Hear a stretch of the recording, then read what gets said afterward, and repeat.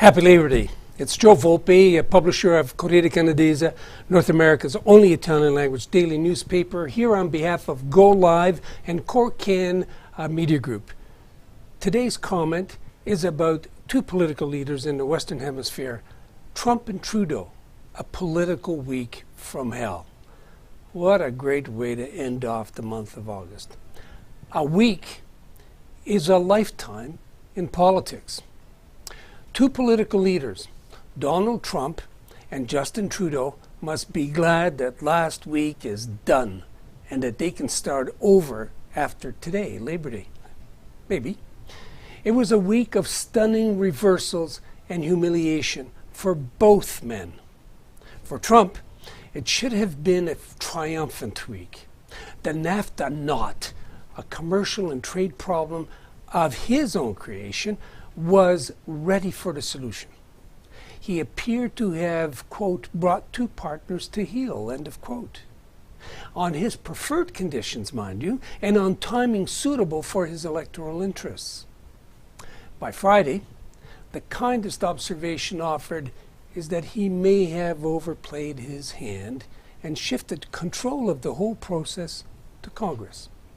Now, the NAFTA is important to Canada, and it's crucial for Ontario. The sections related to the auto industry directly affect 130,000 Canadian jobs, 124,000 of them in Ontario. The auto sector is the backbone of a diminishing manufacturing sector. It is part of an integrated North American auto industry, which, by most accounts, has worked very well for Canada as a whole. Thankfully for Canada, trade talks will resume Wednesday. It's not a fight that Canada can afford to lose. For the United States, the talks have now gone from the national interest to the personal. Having convinced, so to speak, his base that NAFTA has been detrimental to the American steel and auto industrial sectors, to the advantage of Canada, he now must deliver, that's Trump that is, without appearing to concede something else in return. The negotiations are now about Trump and about his saving face.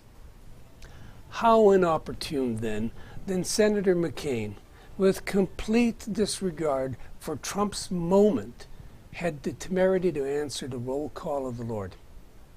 The nation's attention turned to him.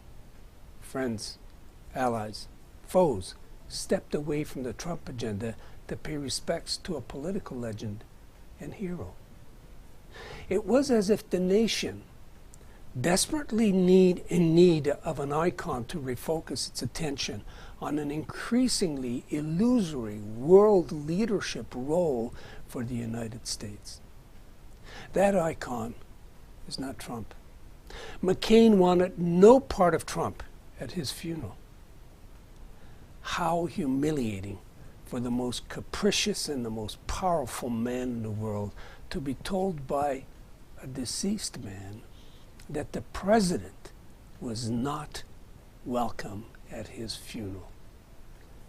The implication was obvious. Trump was deemed unworthy to be at the most ostentatious celebration of life Americana in the land. To make matters worse, the never-ending saga of the Mueller investigation into electoral fraud in 2016 produced yet another round of unsavory characters and salacious details regarding Trump's involvement and related behavior directly or through his family. Even Republicans are beginning to view him as the skunk in the room. Now, in the context of an impending midterm elections starting this month, the political stakes are high. The buzz is everywhere. A president is facing the threat of criminal indictment or impeachment. National press and media outlets in the United States are providing a blow-by-blow assessment of the probabilities, the precedents, however remote, and the legal maneuverings associated. Trump needs a whipping boy desperately. Prime Minister Justin Trudeau entered the week badly and finished it, well, Trump gave him a take-it-or-leave-it NAFTA proposal to sign by Friday. This Friday passed. Trudeau, putting on a brave front, hastened to tell Canadians that he would never sign a bad deal and that he would continue to defend the interests of dairy farmers, even as his actions screamed, "Aye, aye, ready." In midweek, Trump gave an interview to Bloomberg News on the NAFTA, with some content embargoed, where he expressed disparaging personal comments about Trudeau. Somehow by Thursday, the transcripts found their way to the Toronto Star. That paper, not bound by the same conditions as Bloomberg, had its editorial team determine that it would be in the public interest to reveal what an American president thinks of our prime minister, smack in the middle of last-minute negotiations on NAFTA. To prove the adage true that it doesn't rain unless it pours, the federal court struck down the decision to allow construction of the Kinder Morgan Trans Mountain pipeline extension to permit export of Alberta bitumen through British Columbia to Western ports for export of the refined bitumen petroleum to markets not North American. The main reason for the federal court's decision? Be ready. Not enough consultation with Canada's Aboriginal nations affected. The environmentalist lobby cheered. The business community, not so much. Alberta's government threatened to pull out of Trudeau's carbon remission plan if the federal government did not immediately appeal the decision.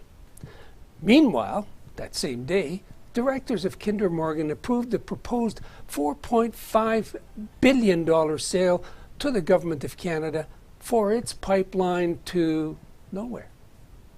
Unless this coming week reveals some genius strategy that so far has escaped everybody, Trudeau and Trump will be holding each other's hand for mutual comfort. Joe Volpe, on behalf of Corriere Canadese, Go Live TV, and Corcan Media Group, inviting you to stay tuned for comment in Italian and subsequently in Portuguese. Take care.